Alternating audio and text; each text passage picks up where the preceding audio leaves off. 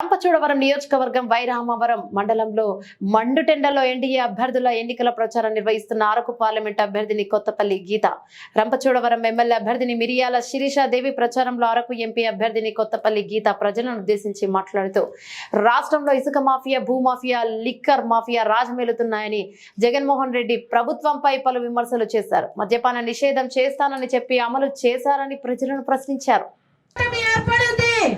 ఆంధ్రప్రదేశ్ లో TDP, Janasena, BJP ముగ్గురు కూడా కలిసి ఒక రాక్షస సంహారానికి పూనుకున్నారు. కాబట్టి మనం అందరం ఒకటి గుర్తుపెట్టుకోవాలి, మన బిడ్డల భవిష్యత్తు 60 నెలల నుంచి మళ్ళీ దోచుకుంటారు.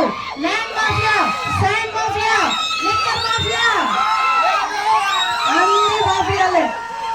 కరెక్ట్ గా చూస్తే మన జీవితం చీకట్లో నెట్టేశారు.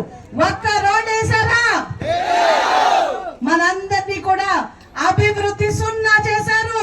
రేషన్ కార్డులు తీసేశారు. ఒంటరి మహిళల్ని ఇబ్బంది పెట్టారు. ఈ రోజు మనం చూస్తే మనకి రావాల్సిన 5 కేజీల బియ్యం సెంట్రల్ గవర్నమెంట్ నుంచి వస్తుంది. ఇక్కడ చేసింది ఏమీ లేదు, స్టిక్కర్లు వేసుకుంటున్నాడు అంతే.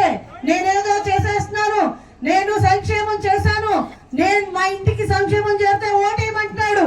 ఓటేద్దామా? జగన్మోహన్ రెడ్డి మనకి ఏమన్నా చేశాడా? మద్యపాన నిషేధం అన్నాడు, చేశాడా?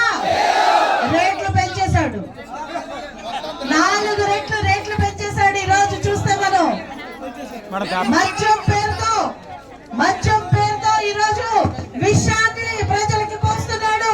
35 లక్షల మంది లివర్లు పాడై హాస్పిటల్ బారిన పడ్డారు. ఈ రోజు ఇలాంటి వ్యక్తి ప్రజల కోసం ఆలోచిస్తాడా? 30,000 మంది చనిపోయారు. మన రాష్ట్రం నుంచి 30